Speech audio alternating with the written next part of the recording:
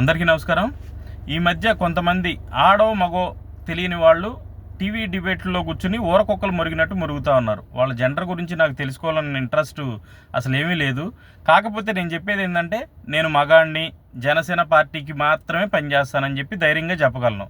అలాగే నువ్వు ఎవరైతే ఈ డిబేట్లో ఊరకొక్క మురిగినట్టు మురుగుతుందో నిన్నే అడిగేది, నేను ఆడదాన్ని, నేను జనసేన పార్టీకి మాత్రమే పనిచేస్తా, అది కూడా పదవులు ఇస్తే, లేదా టీడీపీకి కూడా పనిచేస్తాను ఏదైనా లబ్ధి చేకూరితే, లేదా వైసీపీకి కూడా పనిచేస్తాను అవినీతి సొమ్ములో ఓటాలు ఇస్తే అని చెప్పి నువ్వు ధైర్యంగా నీ గుండెల మీద చేసుకుని, నువ్వు ఆడో మగో గుండెల మీద చేసుకుని నేను ఈ పార్టీకి మాత్రమే పనిచేస్తానని చెప్పావనుకో, నువ్వు పలానా పార్టీ అని మాకు అర్థం అవుద్ది.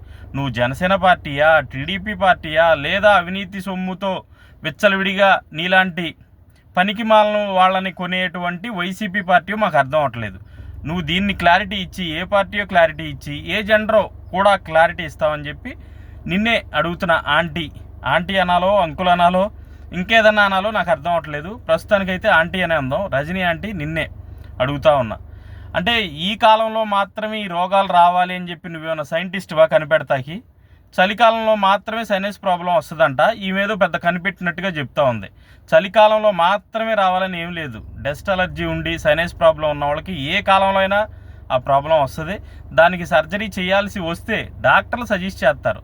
నువ్వేం బోల్డింగానివేం కాదు, నువ్వు సజెస్ట్ చేసి ఈ కాలంలో మాత్రం రావాలి, లేదా రెస్ట్ తీసుకోవటానికి అంటే, ఆయన కావాలంటే రెస్ట్ తీసుకుని, లేకపోతే ఏమైనా చెయ్యాలి అంటే ఆయన చేయొచ్చు. కానీ మన్యం జిల్లాలో రోడ్లు వేసి, ఈ చివరి నుంచి ఆ చివరి వరకు రోడ్లు వేసి, అడవిల్లో మీ జైలు రెడ్డి ఇక్కడ నుంచి మంగళగిరి నుంచి గుంటూరు వెళ్తాకి హెలికాప్టర్లోనో లేకపోతే పరదాలు కట్టును వెళ్ళినట్టు రోడ్డు మార్గంలోనో హెలికాప్టర్లోనో వెళ్ళి, అక్కడికి వెళ్ళి అడవి మార్గంలో ఎవ్వరూ ఏ రాజకీయ నాయకుడు ధైర్యం చేయనటువంటి ధైర్యం చేసి, మన్యం జిల్లాల్లో కూడా నక్సలైట్ల ప్రభావం ఎక్కువగా ఉన్న ప్రాంతాల్లో తిరిగినటువంటి వ్యక్తి. ఆయనకి నువ్వు రెస్ట్ తీసుకోవటానికి నీలాంటి పనికి మాలిన వాళ్ళు చెప్పేటువంటి రీజన్లు చెప్పి రెస్ట్ తీసుకోవాల్సిన అవసరం ఏమాత్రం లేదు.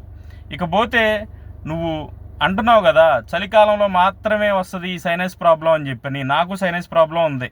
కొంచెం దుమ్ము ముక్కులోకి వెళ్ళంగానే తుమ్ములు రావటం, దగ్గు రావటం, చాలా విపరీతమైన బ్రీతింగ్ ఇష్యూ రావటం జరుగుతూ ఉంటుంది. అది చలికాలమా, వర్షాకాలమా, ఎండాకాలం అని కాలంతో సంబంధం లేదు, ఎప్పుడైనా వస్తూ ఉంటుంది.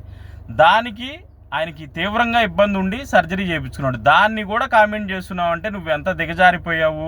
నీకు జగన్మోహన్ రెడ్డి ఎంత అవినీతి సొమ్ములో వాటా ఇస్తున్నాడో ఇక్కడే అర్థమైపోతుంది. సరే, చలికాలం మాత్రమే సైనస్ ప్రాబ్లం రావాలి లేకపోతే వస్తుందని చెప్పని అంటున్నావు కదా.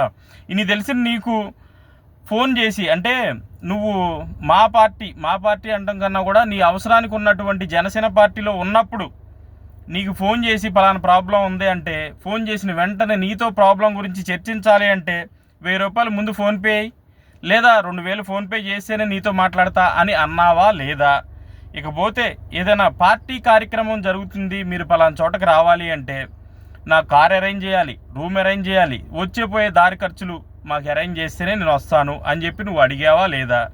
అసలు నీకు గట్టిగా మాట్లాడితే లాయర్ అని చెప్పి నువ్వు చెప్పుకుంటున్నావు, కానీ న్యాయశాస్త్రంలో నీకు కనీస పరిజ్ఞానం కూడా లేదు. ఎందుకంటే నీ డిబేట్లు చూసినా నువ్వు అంటే ఒకానొక సందర్భంలో ఒక ఇష్యూ గురించి మాట్లాడిన దాని గురించి నీకు న్యాయ వ్యవస్థ మీద, న్యాయశాస్త్రం మీద ఏమాత్రం అవగాహన ఉందనేది నాకు క్లియర్గా అర్థమైంది. నీకు ఏమాత్రం అవగాహన లేదు. ఓన్లీ నీకున్న అవగాహన ఏంటి అంటే ఇమీడియట్గా పదవులు రావాలి, ఆ పదవులు ఇచ్చి ఏ పార్టీ అయినా పర్లేదు అని అనుకున్నావు. జనసేన పార్టీలో నీకు అది కుదరలేదు.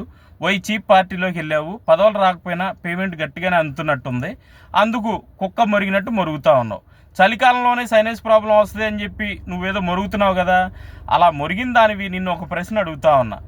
గుండెపోటు వచ్చినోడికి రక్తం కారదో కట్లు కట్టరని చెప్పి నీకు తెలియలేదా? అవినీతి సొమ్ము వాటాలో అన్నకి చెల్లికి కూడా సమానంగా పంచాలని నీకు తెలియలేదా?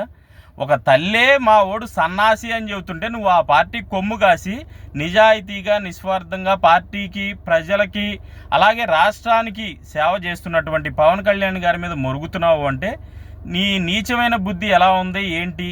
నీకు ఏమీ లేదు. ఇమీడియట్గా డబ్బైనా కావాలి, పదవైనా కావాలి. అది జనసేన పార్టీలో కుదరలేదు.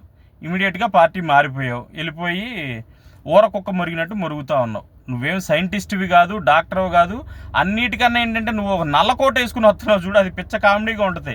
అంటే నువ్వు లాయర్ అని చెప్పి ఎవరు నమ్మట్లా. నువ్వు లాయరు అని నమ్మాలి అంటే ఆ నలకోట తగిలించుకుని డిబేట్లో కూర్చుంటే నేను లాయర్ని అని చెప్పని చెప్పుకోవడం కోసం ఒక అవకాశం ఉంటుందని చెప్పి నలకోట వేసుకుని కూర్చుంటున్నావు. మాకు న్యాయ వ్యవస్థ మీద, న్యాయం మీద ఒక మంచి గౌరవమైన అభిప్రాయం ఉంది. నీలాంటి దాన్ని ఆ కోటు ధరించి ఆ గౌరవాన్ని దిగజార్చి, లేదంటే మాకు ఆ గౌరవం లేకుండా చేయొద్దని చెప్పి మురిగేటువంటి ఊరకొక్క నీకు చెప్తా ఉన్నాను. కనీసం నువ్వేంటంటే ఇప్పుడు నేను మగాణ్ణి, జనసేన పార్టీ అని ధైర్యంగా చెప్పగలను.